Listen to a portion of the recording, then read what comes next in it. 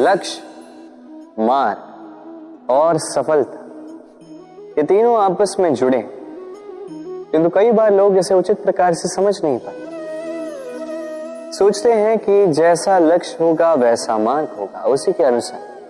लक्ष्य कठिन तो मार्ग कठिन, लक्ष्य सरल तो मार्ग सरल। यदि आपको वास्तविक सत्य से अवगत कराऊं तो सब कुछ इसका उल्टा। लक्ष्य अपना मार्ग नहीं बनाता, मार्ग वो जो आप स्वयं चुनते हैं, जो आप स्वयं बनाते हैं। उसी के अनुसार आपको आपका लक्ष्य प्राप्त होता है। इसलिए जीवन में जब भी लक्ष्य तक पहुंचने के मार्ग के विषय में आप कोई भी निर्णय ले, सोच समझ के लीजिए, क्योंकि मार्ग अत्यंत महत्वपूर्ण होता है। मार्ग यदि शुभ हो तो लक्ष्य स्वतः शुभ हो जाता है। आपने कभी मोर को नृत्य करते हुए देखा है? कहा जाता है कि जब मोर नृत्य करते हैं उनके नेत्रों से अश्रु बहते हैं। वही दूसरी ओर है हंस। कहा जाता है कि ये मरते समय भी कलरव करते हैं, अर्थात गाते हैं। कदाचित इसीलिए मोती के दाने हंस चुगता है, मोर नहीं। इसका एक ही सार है, जीवन में आप जो भी कार्य करें, बड़ा हो चाहे छोटा, प्रसन्नता के साथ करें। मन में कड़वाहट रख के नहीं, मन को दुखी करके नहीं। यदि इस संदर्भ में आपको कोई उदाहरण दूं तो किसी चित्रकार को देखिए।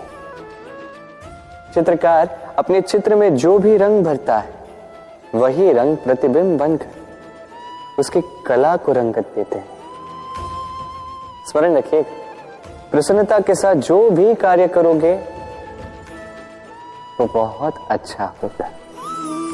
कई बार लोग इस बात से दुखी रहते हैं कि क्यों बार बार उनकी क्षमता पर संदेह किया जाता है, क्यों बार बार उनकी परीक्षा ली जाती है, क्यों पूछते हैं कि यही मेरा भाग्य है जो बार बार मुझे अपनी सिद्धता को प्रमाणित करना पड़ता है। लोग सोचते हैं ये दुर्भाग्य है, मैं सोचता हूं ये सौभाग्य है। कैसे? संदेह किस पर किया जाता है? स्वर्ण की शुद्धता पर, लोहे की नहीं। कसौटी पर बार बार उसे ही परखा जाता है, तांबे को नहीं। रत्नकार के प्रहार हीरे को सहने पड़ते, किसी कंकड़ को नहीं। इसलिए ये सोच इसे सकारात्मक बनाई।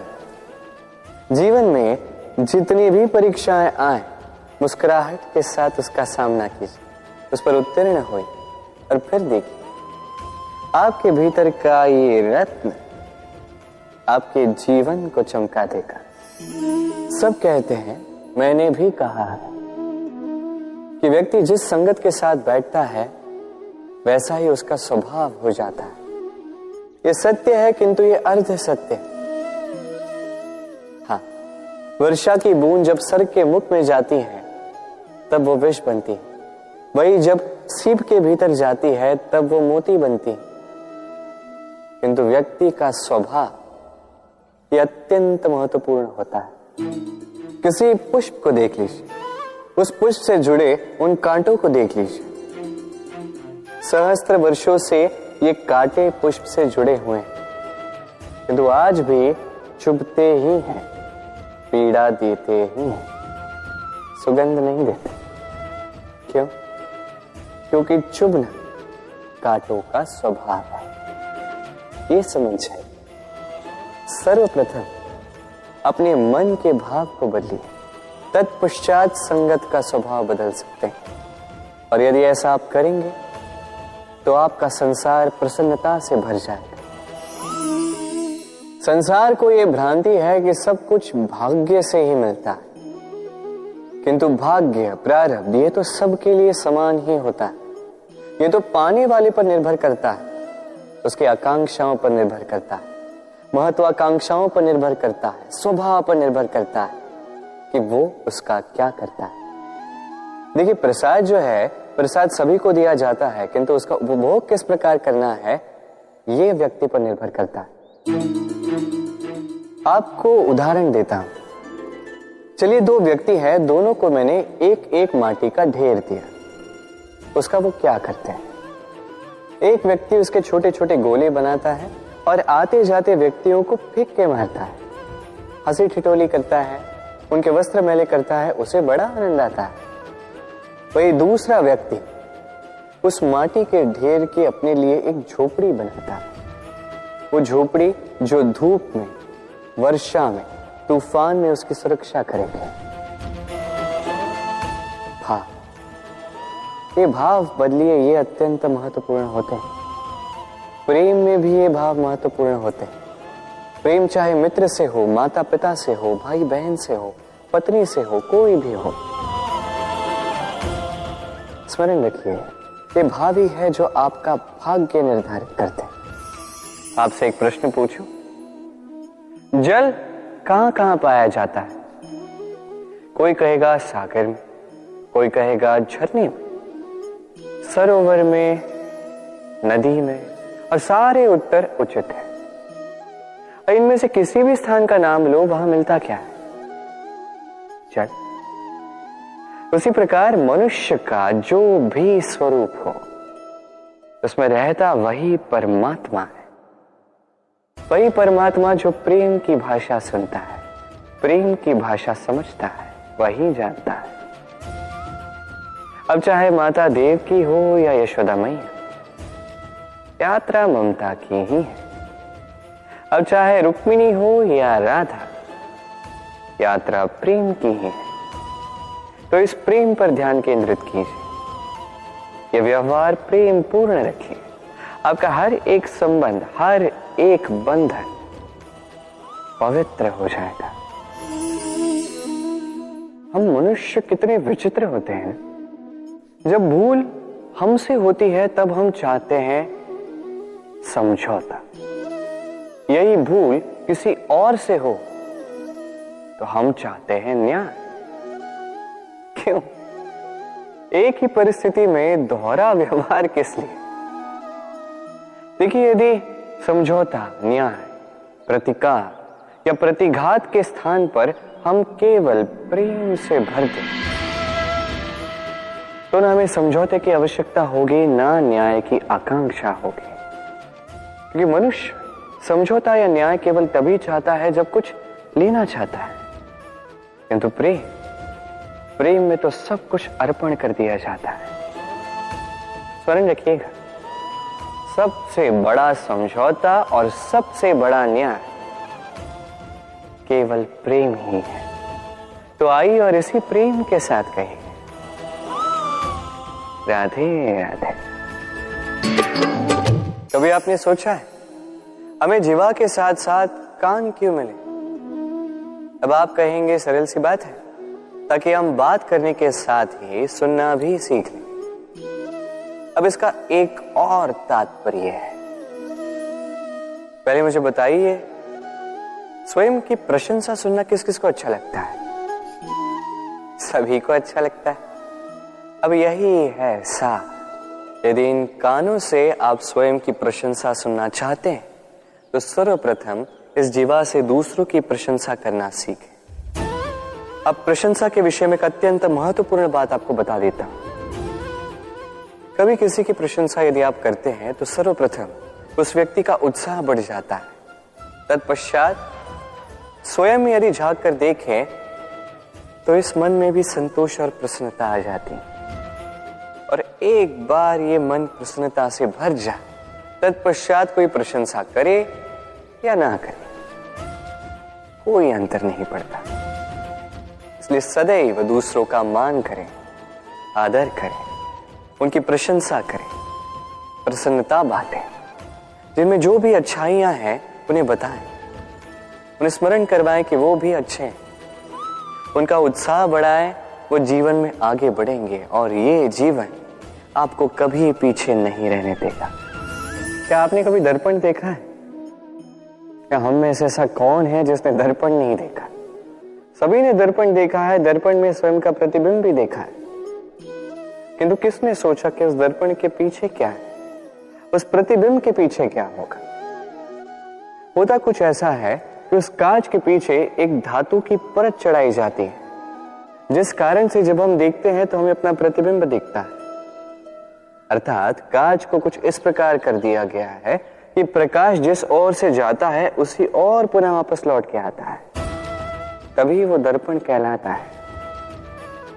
यही है जीवन का सत्य भी। यदि हम अपना पूरा ध्यान केवल लक्ष्य की ओर केंद्रित करते हैं, यहां वहां नहीं भटकते हैं, तो न केवल हम अपना लक्ष्य प्राप्त करने में सफल होते हैं, बल्कि हम दूसरों का मार्गदर्शन करने में भी सफल होते हैं। तो क्या आप बनना चाहेंगे ऐसा व्यक्तित्व? चयन आपका है। पाना और खोना दोनों जीवन के अभिन्न अंग हैं। हम कुछ पाते हैं, कुछ खोते भी हैं। कुछ स्वप्न साकार होते हैं, कुछ लक्ष्य अधूरे भी छूट जाते हैं। जीवन में ये होता ही है, हर एक के जीवन में होता है। किंतु जब भी हम किसी से मिलते हैं, हम कौन सी बातें करते हैं? हम उसी की बात करते हैं जो हमने खोया है। स्वयं भी दुखी होते हैं, सामने वाले के मन को भी दुखी कर जाते हैं। इससे कुछ विपरीत करने का प्रयास कीजिए, सकारात्मक बनने का प्रयास कीजिए। ध्यान उसी पर दीजिए, स्मरण केवल उसे ही कीजिए, महत्व उसी को दीजिए जो आपके पास है। जो आपके पास नहीं, उसकी आस में त्रास क्यों सहना? उसी की गिनती कीजिए जो आपके पास आज यहां वर्तमान में है। जैसे मैं कंस मामा की गिनती नहीं करता जिन्होंने मेरा बालपन झंझोड़ा। मैं गिनती करता हूं यशोदा मैया की, मेरे बलराम दाऊ की, मेरी राधे की, जिन्होंने मेरा जीवन संजोया। सोच, ये सोच सच बनकर सामने आती है, ये कठोर सत्य है। क्योंकि सोच ही वो बीज है जो सत्य रूपी पौधे को जन्म देता है, उसे विकसित करता है। अब सोचिए, यदि ये बीज ये अकड़े का हुआ तो ये छाया नहीं, ये केवल कांटे देगा।